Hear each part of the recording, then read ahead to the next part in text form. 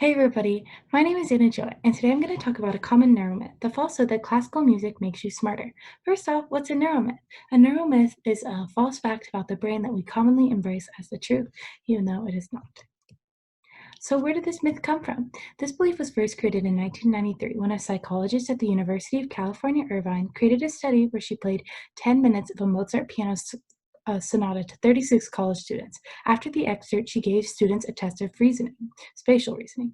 She also asked the students to take a spatial reasoning test after listening to 10 minutes of silence and after listening to 10 minutes of a person with a monotone speaking voice. The results of the study showed that the group of students had significantly increased spatial reasoning skills for 10 to 15 minutes after listening to Mozart. She published her findings in a paper claiming that Mozart gave the students increased spatial reasoning for a short amount of time, this increased skill being coined the Mozart effect. The Mozart effect and this paper were then spun out of context, and the belief was widely shared around the country that classical music made you smarter. Based on the findings of this survey, people started to play classical music to their babies in hopes of improving their intelligence, and the state of Georgia in 1998 even went as far as to give each newborn baby a free classical music CD. People today still believe this and try to play as much classical music as they can for their baby. How do we know that it's not true? 1. It does not matter if it's Mozart. 2. This experiment was not accurate. 3. The results have not been able to be recreated. And 4. Why is this important? 1. It does not matter if it's Mozart. In 2010, a larger analysis of many surveys showed that there was a positive effect of listening to music before taking a test, but other types of music just work just as good. One study in particular found that listening to Schubert was just as good as listening to a passage read aloud from a Stephen King novel, but only if the listener enjoyed it.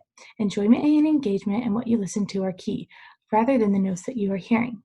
Listening to music is something of anything you enjoy before a test can boost your cognitive ability short term because it can make your brain more active, and it does not matter what you listen to, just anything to get your brain going.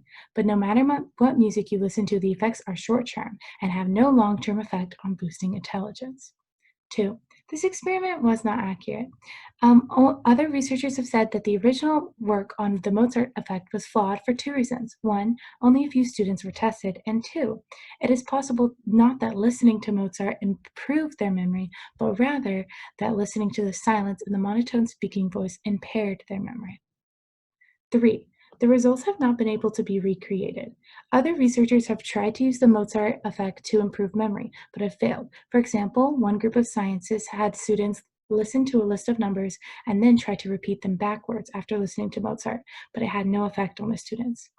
Apparently, the Mozart effect depends on what kind of test is used. Another attempt to demonstrate the Mozart effect, researchers at Appalachian State University went to great lengths to follow the exact same procedures of previous studies. And in July 10th of 1999, the issue of Psychological Science, Dr. Kenneth Steele and his coworkers from the Appalachian State University reported that they were unable to show that listening to the music of Mozart had any effect on spatial reasoning performance at all. Why is this important? It's important to understand the Mozart effect so that we do not harm ourselves or others by believing something that is not true. If you buy into this falsehood that classical music makes you smarter, you could end up wasting a lot of time and money listening to classical music, even if you don't necessarily enjoy it.